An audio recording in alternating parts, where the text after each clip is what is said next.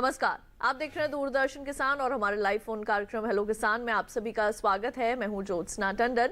हमारे इस live phone कार्यक्रम में हमारा पूरा प्रयास रहता है कि ऐसे विषय पे हम चर्चा करें जिससे कि आपको खेती किसानी में मदद मिल सके। तो आइए सबसे पहले आपको अवगत करवा देते हैं हमारे आज के लाइव फोन कार्यक्रम के विषयों से।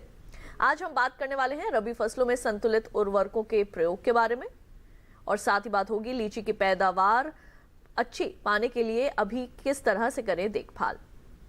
तो इन दोनों ही विषयों के संबंध में अगर आपके मन में कोई भी प्रश्न है, कोई भी शंका है, आप कुछ भी पूछना चाहते हैं तो बेहिचक हमें फोन कीजिए हमारे टोल फ्री नंबर्स पर, जो कि हैं 1800-113060, 1800-113061। और जब भी आप इन नंबर्स पे फोन करेंगे आपका कोई भी पैसा नहीं लगेगा, कोई भी शुल्क नहीं लगेगा। बस आप सभी से एक छोटा सा निवेदन, जब भी आप हमें फोन करें अपनी टीवी की आवाज को बिल्कुल बंद रखें और साथ ही नेटवर्क क्षेत्र में आकर ही आप अपना प्रश्न पूछें। आइए आपका परिचय करवा देते हैं स्टूडियो में मौजूद हमारे विशेषज्ञ से। आज हमें रबी फसलों में संतुलित उर्वरकों के प्रयोग के बारे में ज्यादा जानकारी देंगे डॉक्टर तरुणेंदु सिंह जी। आपका बहुत बहुत स्वागत है सर कार्यक्रम में।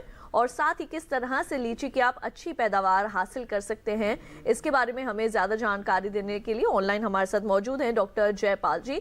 आपका भी सर बहुत बहुत स्वागत है कार्यक्रम में। नमस्कार किसान भाई। तो बिल्कुल ये दोनों विषय हमारे रहेंगे और आइए सबसे पहले हम शुरुआत करते हैं कार्यक्रम में चर्चा की डॉक्टर सिंह के साथ। डॉक्टर सिंह, क्योंकि हमारा आज का जो पहला विषय है वो यही है कि रबी फसलों में किस तरह से उर्वरक प्रबंधन करना चाहिए, तो इस वक्त सबसे पहले मैं आपसे ये जानना चाहूंगी कि उर्वरक प्रबंधन करते समय कौन कौन सी ऐसी मुख्य बातें हैं जिनको विशेष रूप से ध्यान में रखना है हमारे किसान भाइयों ने। देखिए, आपने बहुत अच्छा प्रश्न किया है और इसकी शुरुआत किसान जब भूमि की तैयारी करता है वहीं से शुरुआत हो जाती है, क्योंकि अगर आपने मिट्टी की जांच अच्छे से कराई है और आपको उसके बारे में सब कुछ मालूम है तो आप उसकी संस्तुति के हिसाब से अपना उर्वरक प्रबंधन कर सकते हैं। जैसे सभी को मालूम है कि 16 तत्वों की आवश्यकता है फसल की अच्छी बढ़वार के लिए, गुणवत्ता के लिए, आपके दाने बढ़िया हों और चमक रहे इसके अंदर। लेकिन इसके लिए आवश्यक ये है कि आप शुरुआत में ही अपनी मिट्टी की जाँच करा के और उसकी जो संस्तुति है, जो रिकमेंडेशन है आपके कृषि विभाग के द्वारा, आपके राज्य के कृषि विद्यालय के द्वारा, उसके हिसाब से आप उसका प्रबंधन करिए। और एक बात और जो किसान बात भूल जाते हैं उसमें यह है कि आप ये देखिए कि उसका पीएच क्या है, मिट्टी की जो जांच कराई है उसमें पीएच क्या है, क्योंकि इसके ऊपर ही सारा कुछ निर्भर करता है। अगर इस बात का आप ध्यान रखेंगे तो बहुत अच्छा रहेगा। और जो वैरायटी लेने जा रहे हैं, जिस आप किस्म का चुनाव किया है उसके हिसाब से भी क्या प्रबंधन होना चाहिए, उस पर भी ध्यान देने की आवश्यकता है। बिल्कुल, तो एक बात आपने बहुत यहाँ पर अच्छी हमारे किसानों के साथ साझा की है। मिट्टी की जांच करवाना जो है वो बेहद ज़रूरी है। चाहे आप किसी भी फसल की खेती करना शुरू करें, पहले सबसे पहले अपनी मिट्टी की जांच अवश्य करवा लें, जिससे कि आपको ये पता चल जाए कि आपकी मिट्टी में कौन कौन से उर्वरकों की इस वक्त जो है वो ज़रूरत है। और इस विषय पर आगे भी चर्चा को जारी रखेंगे, लेकिन पहले देखते हैं इसी पर आधारित ये विशेष रिपोर्ट।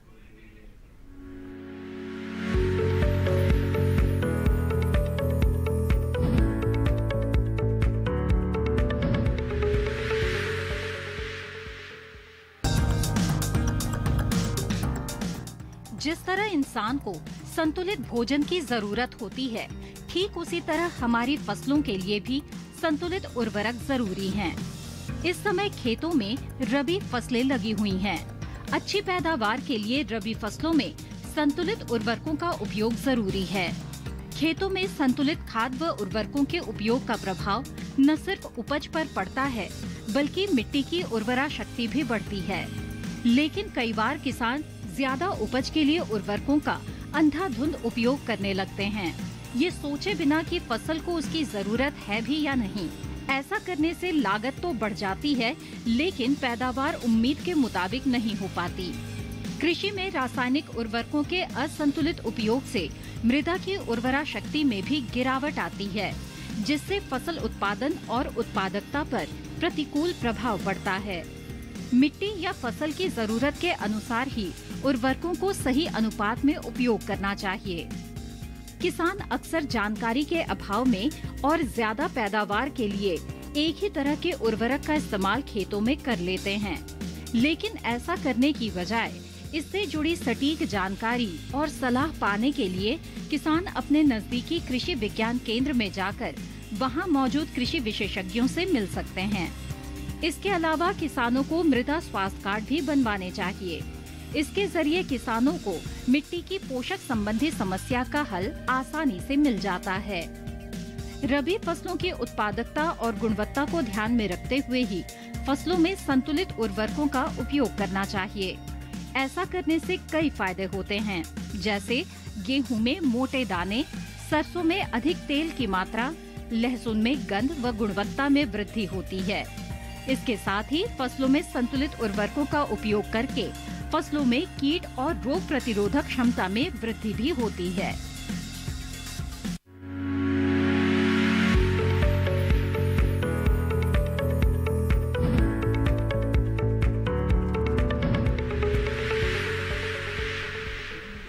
तो अभी आपने देखी है विशेष रिपोर्ट और आइए कार्यक्रम में बढ़ते हैं आगे और अब रुख करते हैं डॉक्टर जयपाल का। डॉक्टर जयपाल, सबसे पहले मैं आपसे ये जानना चाहूंगी कि लीची जो है, ये जो फल है और काफ़ी अच्छा माना जाता है, हमारे देश के कई हिस्सों में जो है वो इसकी खेती होती है। अभी इस वक्त लीची में कौन सी अवस्था चल रही है? जैसे कि हम मैडम बात करते हैं अभी लीची में फ्लावरिंग शुरू हुई है। अगर जैसे हम बात करते हैं, अगर बिहार में थोड़ा सा फ्लावरिंग लेट आता है, जो जिसको लीची का मुख्य जगह मानी जाती है, जहाँ पे लीची सबसे ज्यादा होती है, तो वहाँ पे अभी फ्लावरिंग शुरू हुई है। इसमें झारखंड है, वहाँ पे फ्लावरिंग आज से 10 दिन पहले शुरू हो गई थी। और जहाँ पे मुख्य रूप से आपके पश्चिम बंगाल में, त्रिपुरा में यहाँ पे होता है, तो यहाँ पे सभी जगह फ्लावरिंग स्टार्ट हुई है। और फ्लावरिंग स्टेज पे देखते हैं तो लीची अभी सबसे ज्यादा सेंसिटिव है मैडम। जी बिल्कुल। और अभी आपने ये जाना कि लीची अभी कौन सी अवस्था में है, तो जो हमारे किसान भाई बहन जिन्होंने लीची की जिन्होंने अभी हमारे की होगी अभी इस वक्त खेती, आपको बता दें कि इस वक्त लीची जो है वो फूल बनने की अवस्था में है और इस पर हम ज़्यादा बातचीत ज़रूर डॉक्टर जयपाल आपसे करेंगे, लेकिन पहले देखते हैं ये खास रिपोर्ट।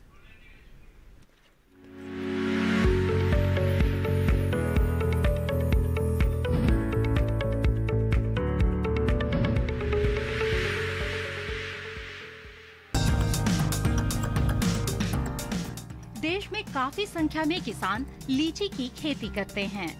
लीची की खेती देश में उत्तरी बिहार, देहरादून की घाटी, उत्तर प्रदेश का तराई क्षेत्र और झारखंड के कुछ क्षेत्रों में की जाती है।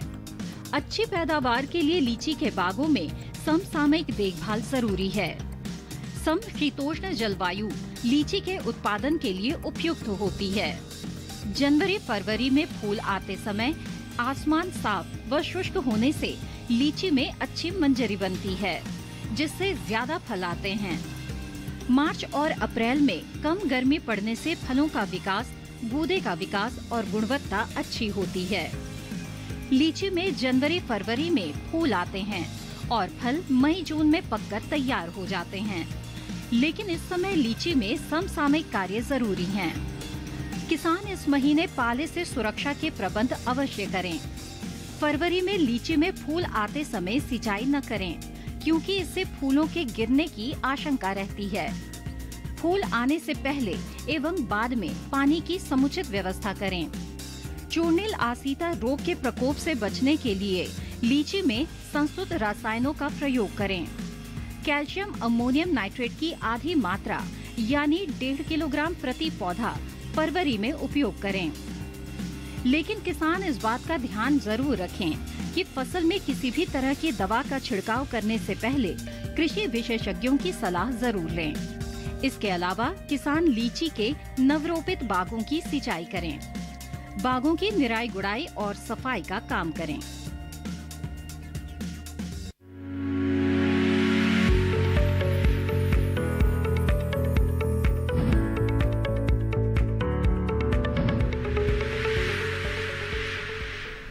तो अभी आपने देखी है विशेष रिपोर्ट और आइए कार्यक्रम में आपको एक बार फिर से बता दें कि आज हमारे कौन से 2 विषय हैं जिन पर हम बात कर रहे हैं। आज हम बात कर रहे हैं रबी फसलों में संतुलित उर्वरकों के उपयोग के बारे में और साथ ही बात हो रही है किस तरह से आपने करनी है लीची फसल की देखभाल। अगर इन दोनों ही विषयों के संबंध में आपके मन में कोई भी प्रश्न है, आप कुछ भी पूछना चाहते हैं, तो हमारे टोल फ्री नंबर्स पर फोन कीजिए जो लगातार आपके टेलीविजन स्क्रीन पर फ्लैश हो रहे हैं। 1800-113060 और 61 ये दोनों ही हमारे नंबर हैं। तो जब भी आप इन पर फ़ोन करेंगे आपका कोई भी पैसा नहीं लगेगा। केवल एक छोटा सा निवेदन, जब भी हमें फ़ोन करें अपने टीवी की आवाज़ को बिल्कुल बंद रखें, जिससे हमें आपकी साफ आवाज़ में आपका जो प्रश्न है, जो आपकी समस्या है, वो हमें साफ आवाज़ में सुनाई दे पाए। डॉक्टर सिंह, आपसे मैं ये जानना चाहूँगी कि संतुलित जो उर्वरक हैं, हम लोग बात करते हैं इसके बारे में कि संतुलित उर्वरक जो है वो डालने चाहिए। ये संतुलित उर्वरक कौन कौन से होते हैं? और देखिए, एक तो मैं कहना चाहूँगा, ना कम ना ज़्यादा, संतुलन में है फ़ायदा। तो अगर कम या ज़्यादा नहीं होना चाहिए तो उसमें क्या होना चाहिए? संतुलन में अगर बात करें तो NPK यानी नाइट्रोजन, फास्फोरस और पोटाश अगर आपका उसमें उर्वरक में उपलब्ध है तो एक मान के चलिए कि संतुलन की शुरुआत तो यहीं से हो गई। जैसे अगर कोई ग्रेड है 12, 32, 16, 10, 26, 26, तो अगर वो किसी क्रॉप के हिसाब से, किसी फसल के हिसाब से अगर तैयार किया गया है तो इसका मतलब ये जान के ध्यान में रख के किया गया है कि इसमें वो संतुलन बना के रखा गया है जिस परिप्रेक्ष्य में जिस तरह से फसल उसको उपयोग में लाएगी।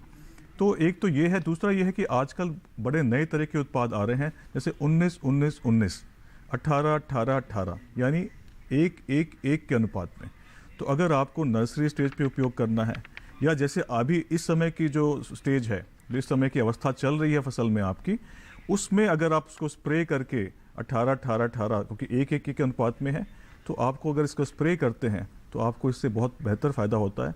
आपको इसमें फसल में आपको आशातीत परिणाम देखने को मिलेगा। तो मेरा यही कहना है कि आप संतुलन बनाने के ऊपर ध्यान दीजिए।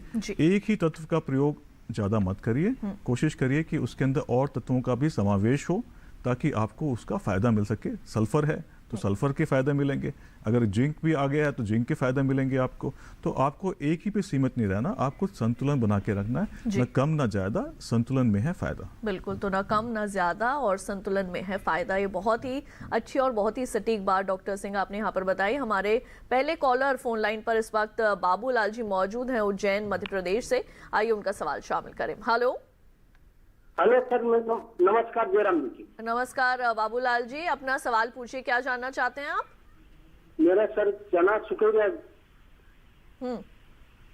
चने की फसल आपकी सिकुड़ रही है? हाँ, ये कहीं का पक गया है और अपने आप सिकुड़ गई है। बिल्कुल, डॉक्टर सिंह क्या बताएंगे?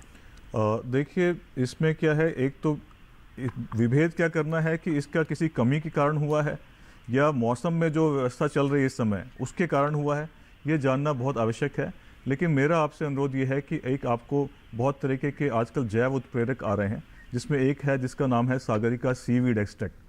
तो उसमें आप अगर उसका उपयोग करेंगे 2.5 ml प्रति लीटर की मात्रा से अगर उसका उपयोग आप करते हैं तो आप पाएंगे कि उसके अंदर जो भी जो मेटाबॉलिज्म या कह लीजिए उसकी आंतरिक अवस्था है उसमें सुधार होता है। दूसरा ये देखने की आवश्यकता है कि कहीं ऐसा तो नहीं कि कोई रोग बीमारी के कारण ये ऐसा हो रहा हो।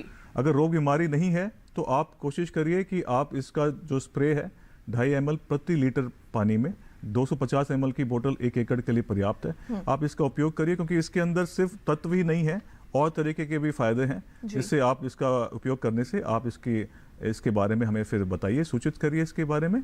और अगर कोई बीमारी का दिख रहा है आपको, कोई रोग की संभावना दिख रही है, तो कृपया करके अपने नज़दीकी जो कृषि विज्ञान केंद्र है उससे संपर्क करिए, क्योंकि इससे तो फायदा होगा इस सागरिका डालने से। अगर कोई बीमारी होगी तो उसका भी निस्तापन करना, उसके लिए भी एक्शन लेना, निवारण करना बहुत ज़्यादा आवश्यक है। बिल्कुल। डॉक्टर जयपाल, अब मैं आपकी ओर आना चाहूंगी, आपसे जानना चाहूंगी कि जैसे अभी हमने बात करी लीची में इस वक्त फल बनने की अवस्था है, तो ऐसे में कीटों का प्रकोप भी जो है वो लीची की फसल पर होता ही है। कौन कौन से ऐसे कीट हैं जिनका प्रकोप होता है और किस तरह से उनका समाधान किया जा सकता है? जैसे मैडम हम बात कर रहे थे कि जैसे लीची में अभी जो फ्लावरिंग स्टेज है, पुष्पन की अवस्था है, वो आ रखी है। लीची में हम आमतौर पे इसी टाइम में अगर अच्छे से प्रबंधन करते हैं तो हमारी क्रॉप अच्छी होती है, जो फलन है बहुत अच्छा होता है। आपके बात जो कीटों की बात है, उससे आने से पहले मैं बताना चाहूंगा कि लीची में इस समय में 3 क्रियाएं बहुत अति आवश्यक हैं।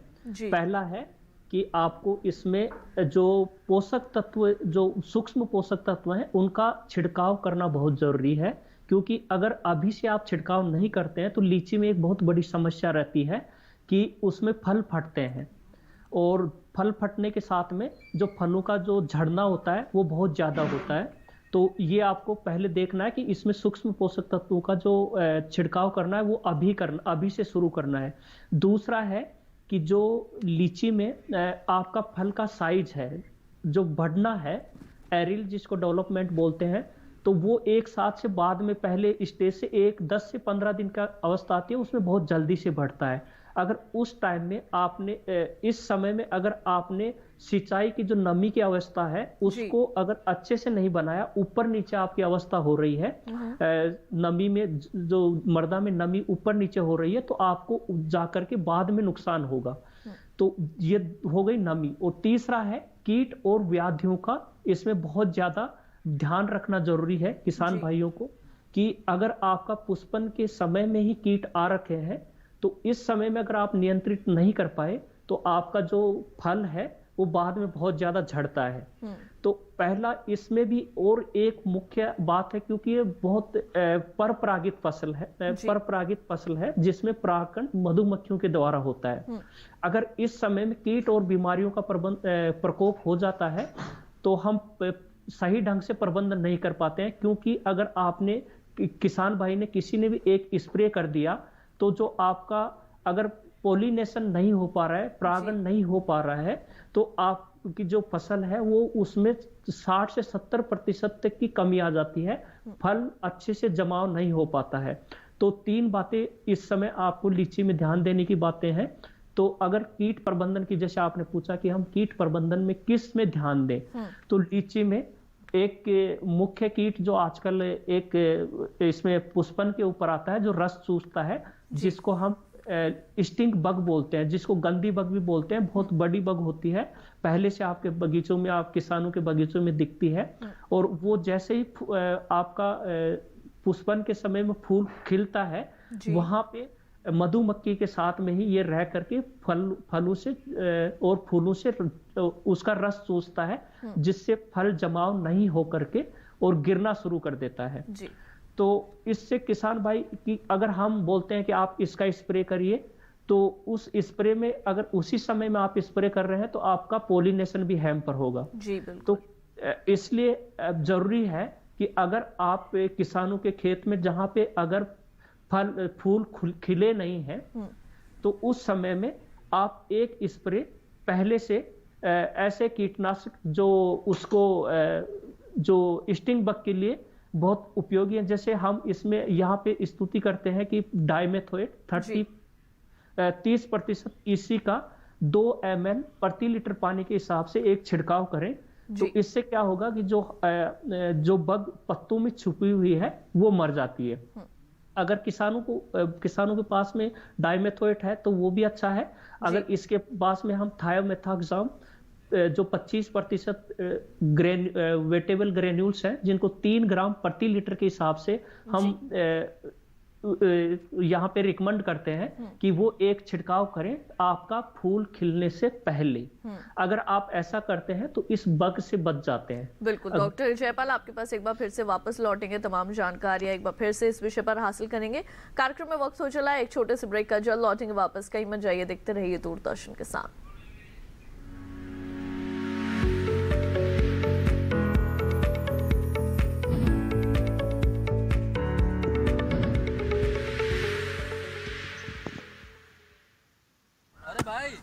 सुना नहीं क्या, केसीसी ने किसानों का जिंदगी बदल दिया है।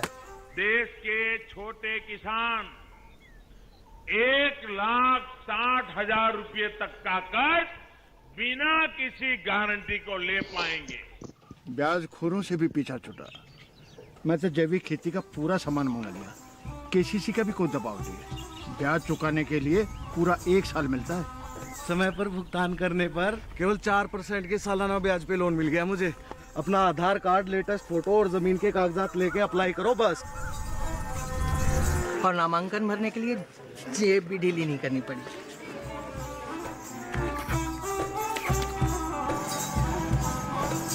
चाचा, उधार चुकाने के 24 घंटे के बाद उतने ही पैसे वापस निकाल सकते हैं। केसीसी ने किसानों की जिंदगी वाकई बदल दी है। तो आप भी किसान क्रेडिट कार्ड अपनाएं और सहजता से ऋण पाएं।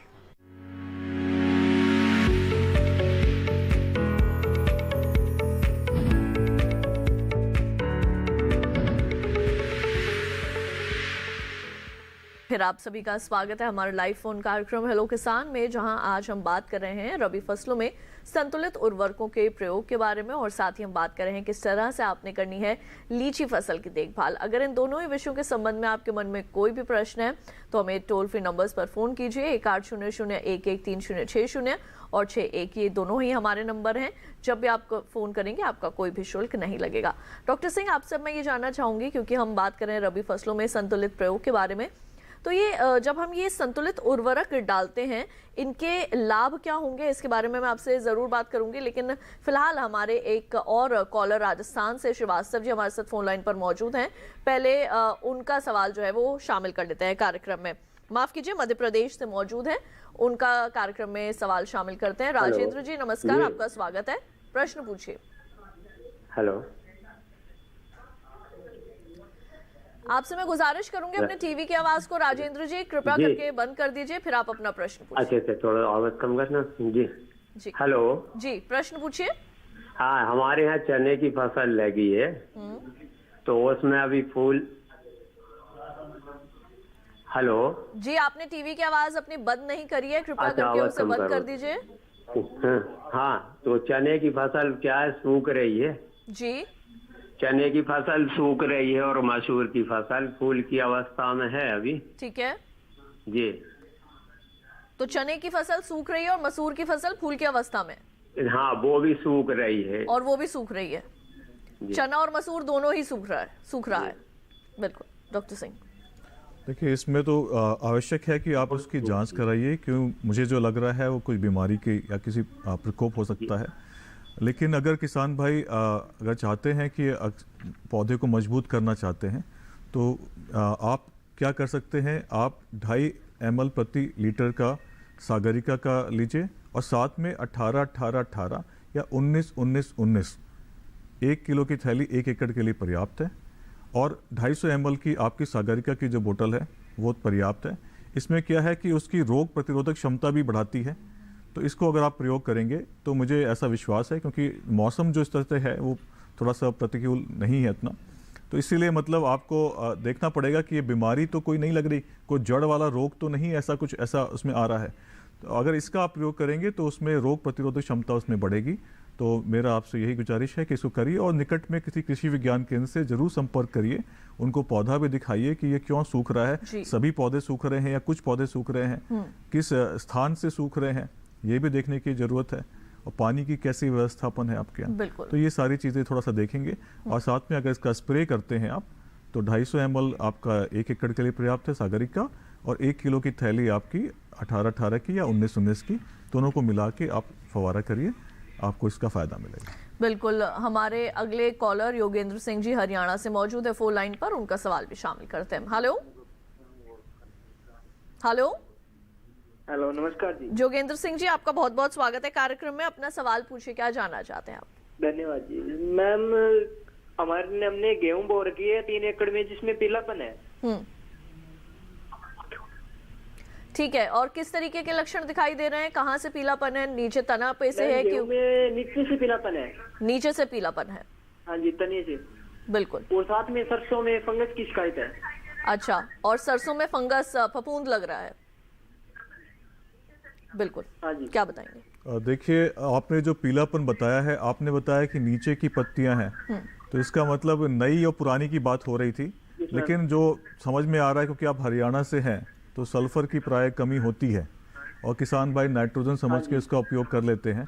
तो अगर सल्फर की अगर कमी आपको लग रही है या आपको, क्योंकि पत्तियों का जो आपने बताया नीचे से है, तो आप उसमें उपयोग करिए, क्योंकि इस समय आप खेत में 19-19-19 या 18-18-18 जिसमें 6.1% सल्फर भी है, उसका उपयोग करिए, उसका फवारा मारिए।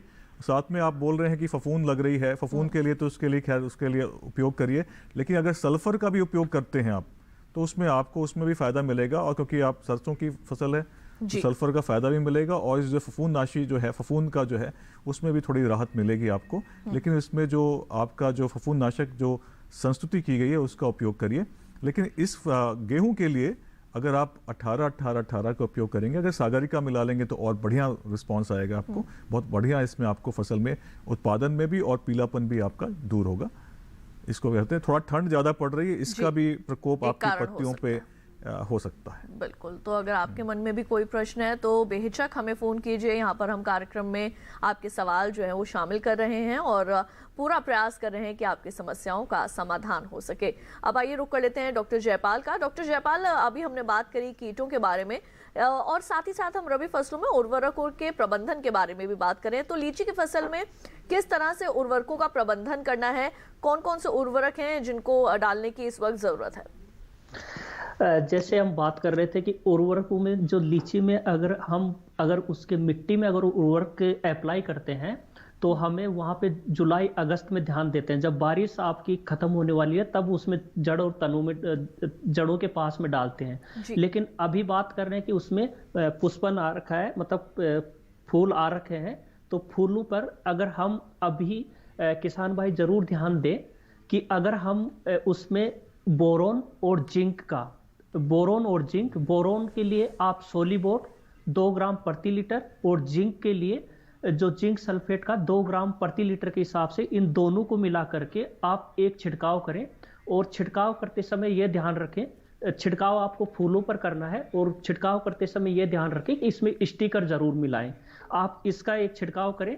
अगर आप दोनों नहीं मिल पा रहे हैं तो किसान भाई जरूर ध्यान दें, यहाँ पे मल्टीप्लेक्स एक मार्केट में मिलता है जिसमें सारे जो माइक्रो न्यूट्रिएंट्स होते हैं वो अच्छी मात्रा में होते हैं। उसको 3 ml प्रति लीटर के हिसाब से एक छिड़काव करें। और इस छिड़काव के बाद में जहाँ पे फूल, पहला छिड़काव आप फूल खिलने के समय में करें और दूसरा छिड़काव जब आपका लीची में लौंग की अवस्था बन जाए, फूल जमाव के बाद में लौंग जैसी साइज आ जाए, वहां पर आप दूसरा छिड़काव करें। और फिर एक तीसरा छिड़काव इन्हीं दोनों में से मल्टीप्लेक्स सोलिबोर और जिंक सल्फेट में से आपको, जब आपका फूल मटर के दाने, फल मटर के दाने जैसे हो तो तीसरा छिड़काव करें। किसान भाई ये 3 छिड़काव करें और इन छिड़काव के साथ में एक और ध्यान दें कि NAA नेप्थेलिक एसिटिक एसिड जो आपको प्लानोफिक्स के नाम से मार्केट में मिल जाएगा, उसको 1 ml 4 लीटर पानी में मिला करके उसका भी 2 छिड़काव करें। पहला छिड़काव आप फूल खिलने से पहले और दूसरा छिड़काव जब आपका लीची मटर के दानों जैसी हो तब उसका दूसरा छिड़काव करें। इससे क्या होगा कि आपका जो फल का साइज है वो बढ़ेगा और फल का जो छिलका है उसमें इलास्टिसिटी आती है, जिससे आपका फल साइज में साथ साथ होने के साथ में फ्लेवर बढ़ता है और आपका फल फटता व गिरना बहुत कम होगा। जी, इसी के साथ हमारे एक और कॉलर सत्येंद्र कुमार जी उत्तर प्रदेश से मौजूद हैं। आइए उनका सवाल शामिल करें। हेलो। हाँ ठीक है। हाँ जी मैडम। जी सत्येंद्र जी, आपका स्वागत है कार्यक्रम में। अपना सवाल पूछिए, क्या जानना चाहते हैं? मैं 2 पेड़ जो होने लीची के लग रहे हैं। अपना सवाल दोबारा से दोहराइए। पहले अपने टीवी की आवाज को कृपा करके बंद कर दीजिए सत्येंद्र जी। बहुत कम रखी आवाज मैडम। आप उसे बंद ही कर दीजिए बिल्कुल, और उसके बाद आप अपना प्रश्न पूछिए।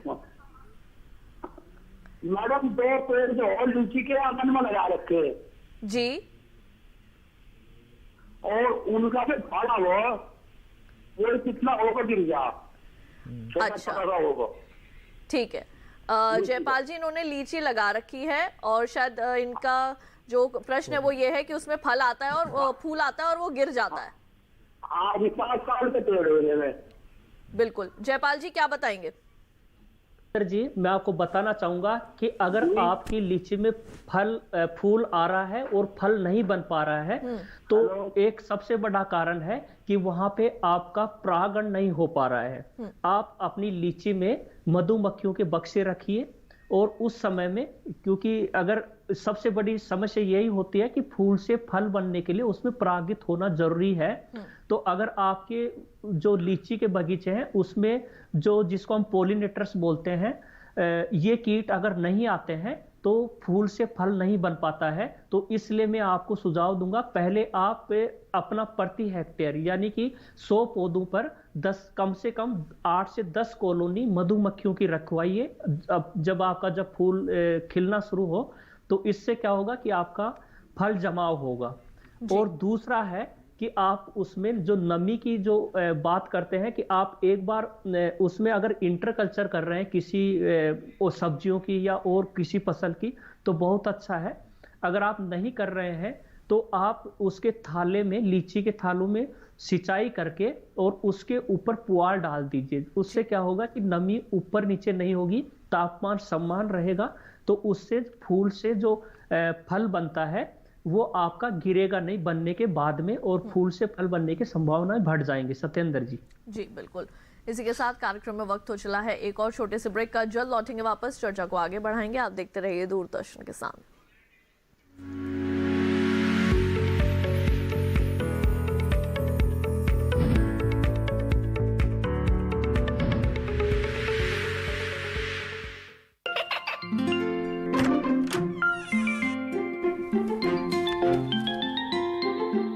ये क्या हो रहा है?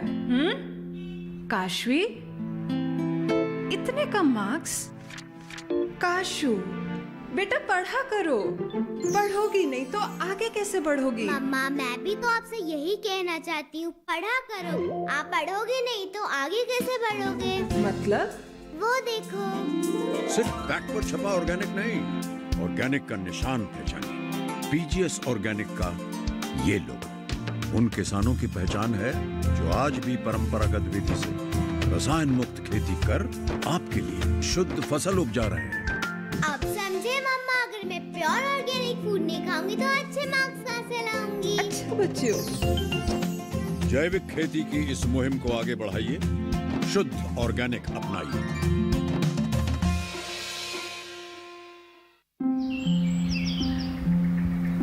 अरे अरे अरे क्या कर रहा है? इधर इधर इधर, हम बोल रहे हैं तेरे बीजू का। उतला बोल रहा है? हाँ, पक्षियों से तो हम खेत को बचा लेते हैं, पर इन घातक रसायनों से कैसे बचाएं? मतलब? देख बेटा, तू जो ये अंधाधुंध रसायन मिलाता है ना, मिट्टी की सेहत बिगड़ने लगी है, और जब माटी ही कमजोर पड़ जाएगी तो उपज कैसे सेहतमंद होगी? हाँ? अरे पहले ऐसा नहीं था, पूछना अपने बड़े बुजुर्गों से, कैसे फसल लहलहाती थी, शुद्धता झलकती थी। हाँ, माटी भी तंदुरुस्त और लोग भी। अब पहली वाली बात कहाँ? पर अब तो सभी डाले हैं। सब नहीं, आज भी लाखों जागरूक किसान परंपरागत विधि से फसल उगा रहे हैं। खर्चा कम और उपज की कीमत भी बेहतर पा रहे हैं। ठीक है भाई, मैं भी आज से जैविक खेती शुरू करूंगा। माटी से प्रेम की परंपरा है परंपरागत खेती।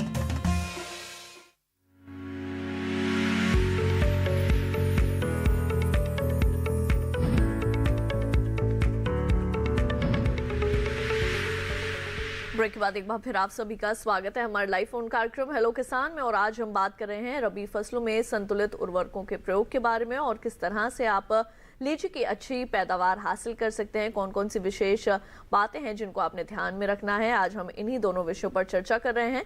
हमारे अगले कॉलर इस वक्त हमारे साथ मौजूद हैं लखन सिंह जी मध्य प्रदेश से। आइए उनका सवाल कार्यक्रम में शामिल करें। हेलो हेलो लखन जी, आपका बहुत बहुत स्वागत है कार्यक्रम में। अपना सवाल पूछिए, क्या जानना चाहते हैं आप? जी मैडम, ये अपन ये चना में दीमक लगा है, ये बीच में चना सूख रहा है। जी, चना की फसल है और उसमें दीमक का प्रकोप है। हाँ, दीमक का। जी बिल्कुल। डॉक्टर सिंह क्या बताएंगे? लखन सिंह जी, जैसे कि इससे पहले भी जो कॉलर्स आए थे, तो लग रहा है कि ये जो प्रॉब्लम है, ये सबके साथ में ही इस समय हो रही है। और इसमें क्या है, क्लोरपायरीफॉस जो है वो ज़्यादा बेहतर कार्य करता है, कारगर होता है।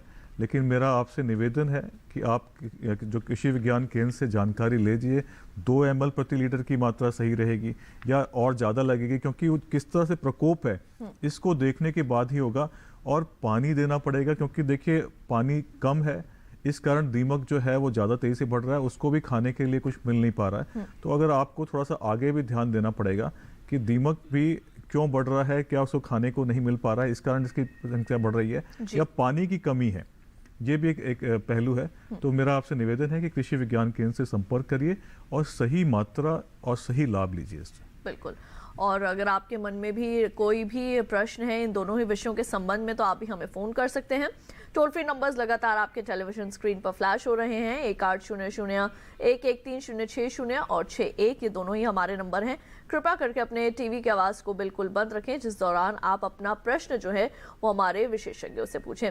अब आइए एक बार फिर से रुक कर लेते हैं डॉक्टर जयपाल जी का। डॉक्टर जयपाल जी, लीची का अच्छा उत्पादन प्राप्त करने के लिए ये तो बहुत सी ऐसी बातें हैं जिनको ध्यान में रखना जरूरी है, लेकिन सिंचाई भी एक अवस्था है जिसको ध्यान में रखना चाहिए। तो क्या इस वक्त लीची के बागों में सिंचाई की जरूरत है, और अगर है तो कितनी है? जैसे मैंने पहले अब मेरी बात रखने से पहले बोला था कि लीची में 3 चीजें बहुत महत्वपूर्ण है आपको: परागण का, सिंचाई, नमी का, और कीट और व्याधियों का प्रबंधन जी। और उसके साथ में पोषक तत्वों का भी था। लेकिन जो अब बात कर रहे हैं कि सिंचाई का, अगर हम जहाँ पे लीची के बगीचे हैं, अगर हम उसमें इंटरक्रॉपिंग नहीं कर रहे हैं, कोई बीच में फसलें नहीं लगा रहे हैं, तो उस अवस्था में लीची में आपको उसका जो वातावरण है उसमें आपको नमी बनाए रखने के लिए, अगर जहाँ पे किसान अगर स्प्रिंकलर से सिंचाई करते हैं तो अच्छी बात है। लेकिन इसमें क्या होता है, थाला बना करके हम सिंचाई की रिकमेंड करते हैं कि आप थाला बनाइए और उसमें सिंचाई करिए। और जैसे आपने पूछा कि सिंचाई कब करें, अभी मंजर आ रखा है लीची में, तो लीची में जैसे ही फूल खिल करके मंजर उसके बाद में फ्रूट सेट होने लग जाए, फल जमाव होना लग जाए, उस समय में आपको उसके बाद में लीची में थोड़ी थोड़ी नमी बनाए रखना है। नमी बनाए रखने के लिए आपको पहले हल्की सिंचाई करनी है। उसके बाद में जैसे आपका फूल मटर के दाने जैसा हो गया और उससे बाद में आपका फल एक बार बढ़ेगा, उसमें एरियल डेवलपमेंट होगा, उस समय आपको पानी की बहुत ज़्यादा इसमें ज़रूरत पड़ती है। अगर उस समय में पानी नहीं मिल पाता है तो उस पानी नहीं मिल पाने से आपका जो फल है वो फटता है और जो फल की साइज है वो बहुत छोटी रह जाती है। तो इसके लिए ज़रूरी है, क्योंकि किसान बार बार सिंचाई नहीं कर पाता है, तो पहले एक बार थाले में आप सिंचाई कर दीजिए। और सिंचाई करने के बाद में अगर बगीचे में अंतर सस्यन फसलें आपने नहीं लगा रखी हैं तो उस थाले को आप पुआल से या और किसी जो आपका जैविक उत्पाद है, जैसे आसपास का घास है या जो लीची की गिरी हुई पत्तियां हैं पहले सीजन की, उनसे चारों तरफ से ढक दीजिए और उसके अंदर आप पानी नियमित अंतराल पर उस समय जो आपका मटर के दाने की अवस्था है उसके बाद से आप 2-3 बार कम से कम सिंचाई जरूर करें। अभी आप किसान भाइयों को कहना चाहूंगा कि उसमें हल्की सिंचाई करें अभी जी। और राजेश जी नैनीताल उत्तराखंड से हमारे साथ मौजूद हैं फोन लाइन पर, आइए उनका सवाल भी शामिल करें। हेलो राजेश जी, आपका स्वागत है कार्यक्रम में, अपना सवाल पूछिए। नमस्कार मैम, क्या मैंने आपको डिस्टर्ब तो नहीं किया? मैं काफी 6:30 पौने 7 के समय टाइम आपको जी बिल्कुल भी नहीं, हमेशा हमारा आप लोगों का स्वागत ही है हमारे कार्यक्रम में। और जब आप हमें फोन करते हैं, अपनी समस्याएं पूछते हैं, तो हमें भी बहुत अच्छा लगता है कि हम भी ये प्रयास कर पा रहे हैं कि आपकी समस्याओं का समाधान कर पाए। अब राजेश जी, आप अपना प्रश्न पूछिए। मैम ऐसा है ना, हमारे गेहूं जो ना नीचे से जो बड़ी पत्तियां हैं वो पीली पड़ रही हैं थोड़ी थोड़ी करके, थोड़ा थोड़ा करके कुछ कुछ जगह दिख रहा है खेतों में। मुझे लग रहा है कि अब ये पूरे खेत में ना फैले, ऐसा क्यों हो रहा होगा? बिल्कुल, डॉक्टर सिंह क्या बताएंगे? देखिए, इस समय टेम्परेचर जो है, जो तापमान है, काफ़ी गिरा है। और सबसे बड़ी बात तो ये है कि इसमें ये स्वाभाविक क्रिया है कि अगर टेम्परेचर डाउन हो रहा है या तापमान गिर रहा है तो इसका मतलब कि तत्वों का जो ठीक तरीके से पौधे ले नहीं पा रहे हैं। तो थोड़ा सा टेम्परेचर जैसे बढ़ेगा आने वाले समय में तो आप पाएंगे कि इसमें ये तत्वों को फिर लेना शुरू कर देगा और आपकी जो पत्तियों का पीलापन है वो ख़त्म हो जाएगा। लेकिन जैसा कि मैंने पहले भी बताया, अगर आपको लगता है कि इसमें कुछ करने की ज़रूरत है तो आप इसमें स्प्रे कर सकते हैं 18-18-18 और सागरिका तरल को मिला के इसका स्प्रे करिए और आपको आशातीत परिणाम मिलेगा, क्योंकि पत्तियों के माध्यम से तत्वों की आपूर्ति हो जाएगी और उसमें जो कमी हो पा रही क्योंकि तत्व नहीं पहुंच पा रहे हैं वो स्प्रे के माध्यम से पहुंच सकते हैं।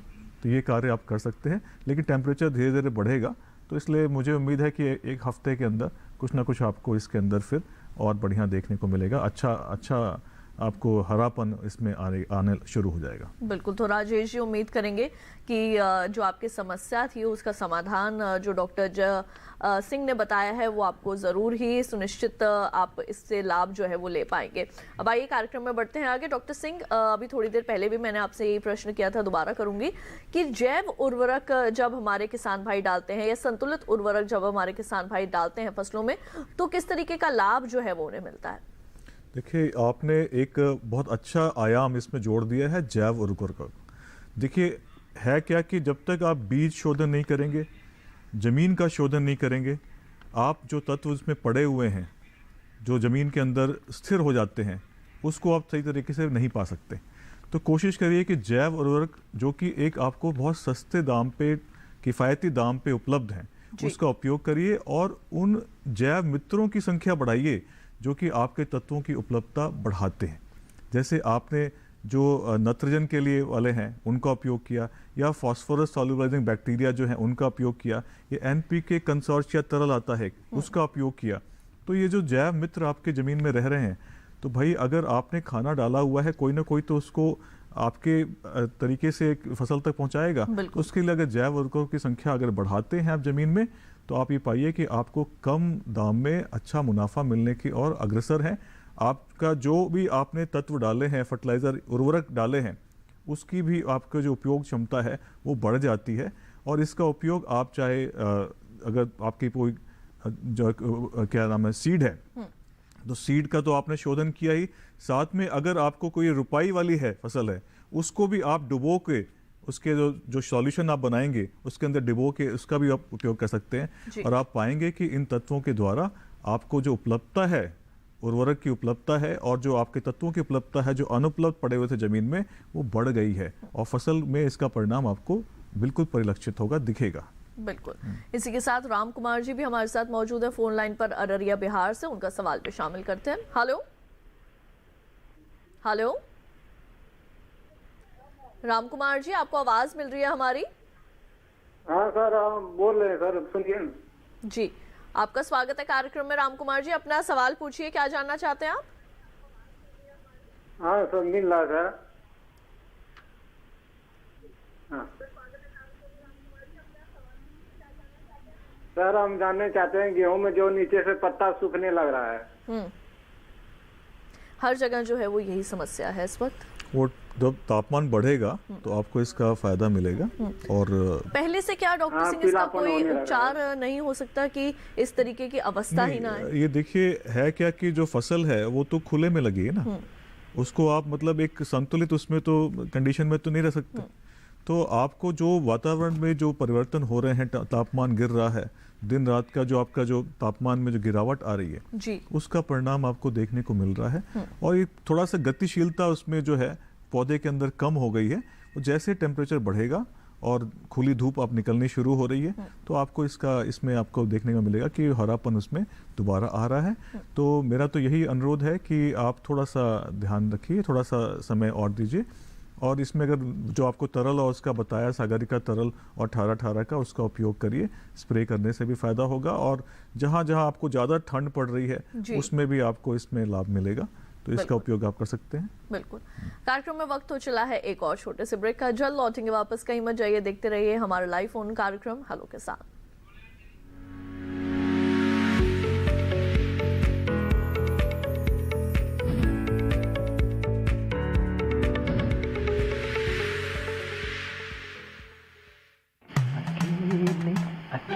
अरे वाह भैया, अकेले अकेले। अरे तू भी ले, पर खाएगा कैसे?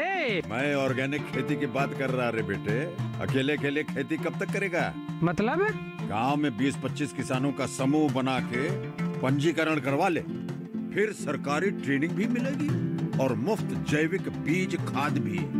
फिर बीजीएस ऑर्गेनिक की सरकारी मोहर के साथ तेरी उपज आकर्षक पैक में पहुंचेगी बड़े बाजार तक। अच्छा? हाँ। अरे भाई कहाँ चल दिया? सबको साथ लाने, आमदनी बढ़ाने। तो किसान भाई समझ गए ना, साथ मिलकर ऑर्गेनिक खेती कीजिए, अपनी परंपरा को आगे बढ़ाइए, ज्यादा मुनाफा कमाइए। माटी से प्रेम की परंपरा है परंपरागत खेती।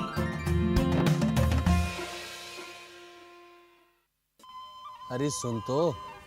मुझे क्या सुनाना चाहते हो? जो सुनाओ मेरी सौतन को। किसको? अरे वही तुम्हारा मोबाइल फोन जिससे सुबह शाम दिन रात चिपके रहते थे और कहते थे किसान कॉल सेंटर से बातें हो रही हैं। अच्छा ये बात है। हाँ क्यों, क्या हुआ? अब बात नहीं होती क्या? अब तो झट से बात हो जाती है। ऐसा क्या?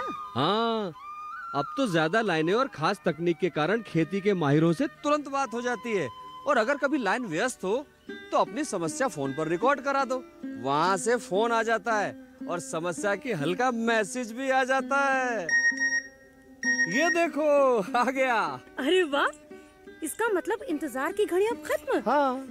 तभी मैं सोचूं कि आजकल मुझ पर इतना प्यार क्यों आ रहा है। कृषि संबंधी समस्याओं का अपनी भाषा में तुरंत हल पाने के लिए पूरे भारत में किसी भी फोन से हेल्पलाइन नंबर पर संपर्क करें। किसानों का दोस्त किसान कॉल सेंटर।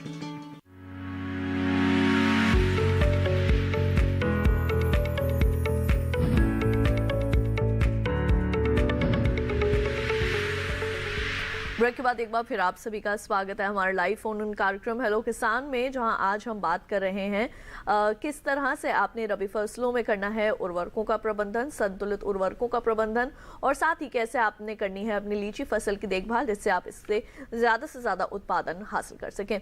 अब आइए रुक कर लेते हैं डॉक्टर जयपाल का। डॉक्टर जयपाल, आपसे मैं ये जानना चाहूँगी कि तुड़ाई के बाद बहुत ज़रूरी होता है कि बाज़ार तक जब हमारे किसान अपनी फसल को, लीची की फसल को पहुँचाएँ तो उसकी पैकेजिंग जो है वो बहुत ही अच्छी तरीके से करें जिससे कि फसल को जो फल जो है उसको नुकसान भी ना पहुंचे और दाम भी ना घटे। तो अब जब पैकेजिंग करें उसकी, तब कौन कौन सी जो ऐसी मुख्य बातें हैं उनको ख्याल में रखना है? जैसे मैडम बात की है कि पैकेजिंग, लीची में सबसे बड़ी समस्या यही है कि लीची की जो फसल है वो बहुत दूर तक नहीं जा पाती है। उसका सबसे मुख्य कारण यही है कि लीची की तुड़ाई के बाद में इसका जो भंडारण या फिर आप बात करते हैं ट्रांसपोर्टेशन, उसकी लाइफ बहुत शॉर्ट रहती है कि आप 2 से 3 दिन के बाद में उसका लीची का जो छिलका है सूखने लगता है और उसके बाद में सूखने के बाद में आपका लीची का जो स्वाद है कम हो जाता है। तो इसके लिए जरूरी है कि जब भी लीची को आप तुड़ाई करते हैं तो लीची को उसके डंठल के साथ में, लंबा डंठल रहता है उसके साथ में उसको तोड़ते हैं। तोड़ने के बाद में आप जो जिस कार्टून में जहाँ पैकिंग कर रहे हैं उस कार्टून में नीचे लीची की पत्तियां रखते हैं और लीची उसके ऊपर में लीची रख के फिर ऊपर में फिर से पत्तियां डालते हैं। तो इससे क्या है कि अगर आपने इसमें भी अगर कहीं पे हवा का कम हो रहता है तो लीची अंदर से सड़ना शुरू कर देती है।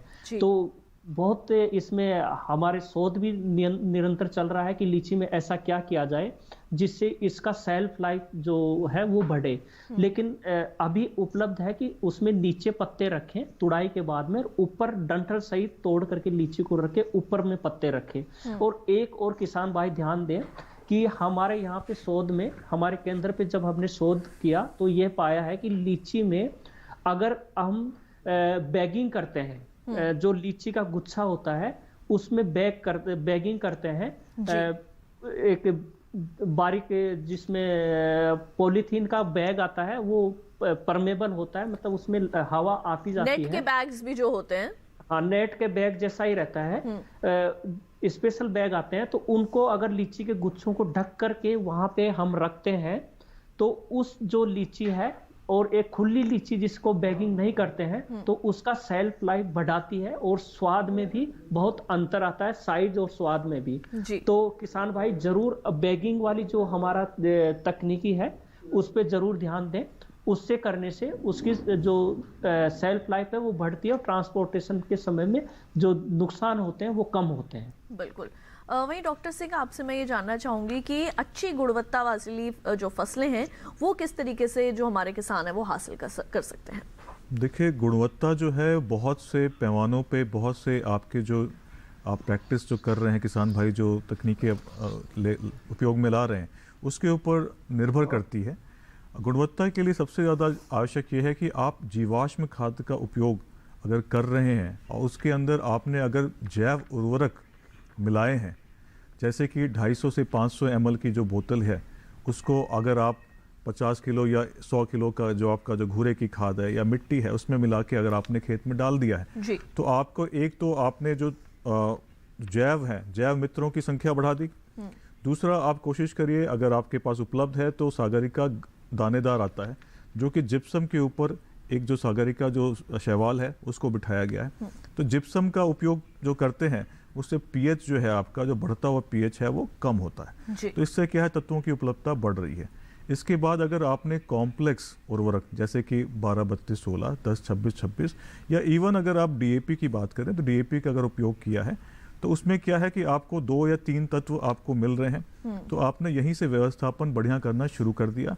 इसके बाद कोशिश करिए कि जो आपके जो कल्ले बनने की या जो बढ़वार की अवस्था है, जिस अवस्था में फसल को ज़्यादा तत्वों की आवश्यकता पड़ती है, उसमें अगर आप फवारा दे सकें, जिसमें आप प्राथमिक फवारा में आप 250 ml प्रति एकड़ की मात्रा से सागरिका तरल और उसके साथ में 18-18-18, इसके बाद एक फवारा और दे सकते हैं फूल बनने की पहले की अवस्था में। होता क्या है किसान भाई, जैसे कि आप ध्यान देंगे कि फसल एक बार जब गति ले लेती है तो बाद में आप व्यवस्थापन नहीं कर पाते हैं, तो आपके पास एक ही माध्यम रहता है कि आप इसको स्प्रे के माध्यम से वो चीज़ें पहुंचा दें, ताकि आपको जड़ में, क्योंकि जड़ में अब आप उतना ज़्यादा खेत में नहीं घुस पाएंगे और उतना ज़्यादा आप नहीं डाल पाते, इसमें खेत में ज़मीन में आप खाद नहीं डाल पाएंगे। तो कोशिश करिए कि या तो सिंचाई के बाद में जब आपके पत्ते अच्छे से खुल गए हों तो उसमें आप स्प्रे का उपयोग करिए, और आप पाएंगे कि इसका जो है आपकी फसल की गुणवत्ता पे सीधे सीधे प्रभाव आता है और आपको दाने अच्छे मिलेंगे, चमक आएगी इसके अंदर, और जो सुडोल मतलब बहुत बढ़िया आपको मतलब फसल की आपको जो गुणवत्ता है वो दिखेगी। चाहे आलू की फसल हो, चाहे गेहूं की फसल हो, चाहे आपकी कोई दालों वाली फसल हो, चाहे आपके चने की फसल हो, कोई भी फसल हो, आप इस तकनीक को अपनाइए और आप पाएंगे कि आपकी फसल की गुणवत्ता और उत्पादकता दोनों में बढ़ोतरी हुई है। बिल्कुल। हमारे अगले कॉलर देवेंद्र जी पटियाला पंजाब से मौजूद हैं फोन लाइन पर, आइए उनका सवाल भी कार्यक्रम में शामिल करें। हेलो,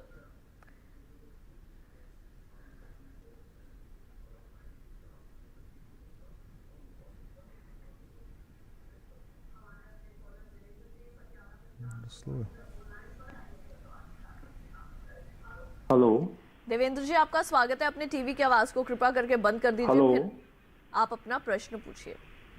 हेलो देवेंद्र जी, आपको आवाज मिल रही है हमारी? हाँ जी हाँ जी। हेलो, अपने टीवी की आवाज को कृपया करके बिल्कुल बंद कर दीजिए, उसे म्यूट कर दीजिए, फिर आप अपना प्रश्न पूछिए। हेलो देवेंद्र जी, हम आपको सुन पा रहे हैं, आप अपना प्रश्न पूछिए। हाँ जी मैम, अभी अभी डॉक्टर साहब ने बोला है कि गेहूं। हेलो हाँ जी, आप अपने टीवी की आवाज को अगर बंद कर देंगे तब आप अपना प्रश्न भी आराम से पूछ पाएंगे और आपको समाधान भी मिल पाएगा। हाँ जी हाँ, बंद की हुई आवाज टीवी की। अभी अभी डॉक्टर साहब ने गेहूं की फसल पर 18-18 और सागरिका का स्प्रे करने के लिए बोला था जी, और ये किस स्टेज पे करना है स्प्रे, ये बता दो। ठीक है। ये बिजाई के कितने दिनों बाद करना है? देखिए, बिजाई के आप 30 से 35 दिन के बाद, जब आपके कल्ले बनने की अच्छी अवस्था हो और फूल निकलने से पहले, या अगर आपको ज़्यादा फ़ायदा लेना है, आपको लगता है कि नहीं मेरी फसल थोड़ी माड़ी रह गई है, तो आप कोशिश करिए कि जब दाने बनने की अवस्था है, दूधिया अवस्था है, उस पर भी आप इसका उपयोग कर सकते हैं। लेकिन मात्रा का ध्यान रखिए, बहुत अतिरिक्त मात्रा नहीं डालनी है। जो एक संपुट आपको दिया गया था कि आपको संतुलन बना के चलना है, न कम न ज़्यादा, संतुलन में ही है फ़ायदा, तो आप उसको बना के चलिए। अगर आपको लगता है कि फसल थोड़ी माड़ी रह गई है तो आप दाने बनने की अवस्था पर भी इसका उपयोग कर सकते हैं। आप पाएंगे कि दानों का जो वजन है वो बढ़ेगा, आपके दाने अच्छे सुडौल होंगे और उसमें चमक भी आपको देखने को मिलेगी। अगर आप इसका उपयोग करेंगे तो आपको निश्चित ही लाभ होगा। बिल्कुल। तो इसी के साथ हम उम्मीद करेंगे हमारे जो दर्शक इस वक्त ये कार्यक्रम देख रहे हैं और जितने हमारे दर्शकों ने हमें फ़ोन किया है उनकी समस्या का समाधान ज़रूर होगा। इसी के साथ मैं आप दोनों का ही धन्यवाद करना चाहती हूँ। डॉक्टर जयपाल जी, आप हमारे साथ जुड़े और लीची के संबंध में इतनी विशेष जानकारियाँ आपने दी, आपका बहुत बहुत शुक्रिया। डॉक्टर सिंह, आपका भी बहुत बहुत धन्यवाद, आपने इतनी अहम जानकारी जो है वो हमारे किसानों तक पहुँचाई। और इसके साथ ही हम उम्मीद करेंगे कि कार्यक्रम में दी गई जानकारियां आप सभी के जरूर काम आई होंगी। अब आपको आइए बता देते हैं कि हमारे कल के कार्यक्रम का क्या विषय रहने वाला है। कल हम बात करने वाले हैं अमरूद के बागों की देखभाल के बारे में, और साथ ही बात होगी खड़ी रबी दलहनी फसलों की देखभाल की। इन दोनों ही विषयों के संबंध में अगर आप पहले से कोई प्रश्न हमें भेजना चाहते हैं तो हमारा ईमेल आईडी नोट करें हेलो किसान 2015@gmail.com ये हमारा ईमेल आईडी है। और फेसबुक के जरिए अगर आप जुड़ना चाहते हैं तो फेसबुक पर जाएं और हिंदी में टाइप करें हेलो किसान, वहां भी आप अपने प्रश्न में लिख सकते हैं। दूरदर्शन किसान का कॉल सेंटर आपके लिए उपलब्ध रहता है। इसका नंबर है 1800113060। सोमवार से शनिवार सुबह 6 बजे से रात 10 बजे तक भी आप इस पर फोन करके अपने प्रश्न रिकॉर्ड करवा सकते हैं। तो आज के लिए केवल इतना ही, मुझे दीजिए इजाजत। आप सभी देखते रहिए दूरदर्शन किसान। नमस्कार। Thank you.